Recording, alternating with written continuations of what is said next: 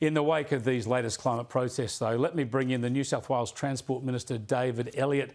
David, tell us, when are you going to stop these protesters bringing industries, private individuals, companies to their knees?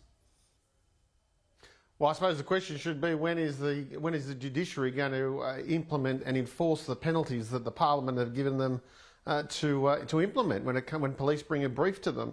I mean, I was happy last year when I was the police minister that one of the protesters was given a custodial sentence, and I was actually quite shocked at how thrilled and celebratory the New South Wales Police were, because it was the first time they've actually seen a magistrate hand down a custodial sentence for somebody who, quite frankly, has committed vandalism against our economy.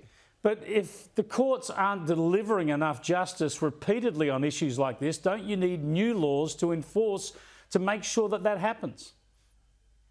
Well, that, of course, is a matter for the Attorney General and the Police Minister. But last year, when these occurred, I did announce that there would be a tougher sentences available to magistrates, and I want to make sure that they use the ones that they've got, as well as making sure that if the outrage of the community isn't reflected by judicial decisions, well, then the Parliament has to step in and make the judiciary express the outrage and reflect the outrage of the community. I mean, these so-called environmentalists are actually not environmentalists, because what this clown did this morning was cause dozens and dozens of cars to stay on the road with their engines running, waiting to get to the port. What this environmental vandal did this morning was cause families to have their businesses and their family life interrupted and delayed. Absolutely, no argument from me, but you're right. You've talked about this before, even on this show. Here's what you said as Police Minister in November last year.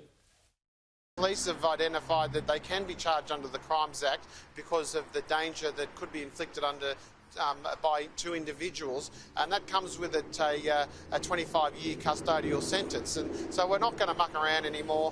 There's already two people that have been charged under that act, and we'll continue to lay charges under that act if it means that we can stop this economic vandalism, and that's exactly what it is.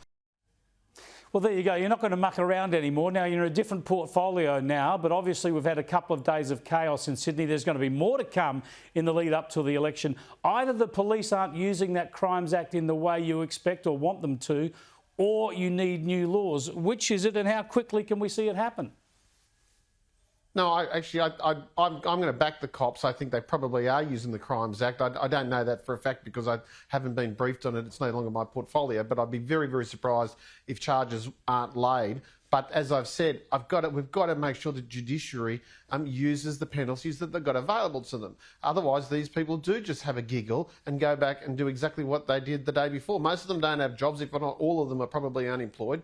This bloke obviously isn't Australian because he doesn't understand Australian history. I'd be horrified if somebody thought that was advocating a change of law in Australia and he didn't even know what when we were settled. We certainly weren't settled 250 years ago. And as you quite rightly pointed out, he didn't even know where we were settled. So I think that what we've got to make sure that we do is give the police the political air cover, which is my job as a Member of Parliament, to make sure the police know they've got the political air cover, and then put the pressure on the judiciary to make sure that they know that if they don't enforce the penalties that the Parliament has afforded them, well, then we might have to change those penalties. Yes or no? Should you look at mandatory sentences? Listen, I've always been quite fond of mandatory sentences.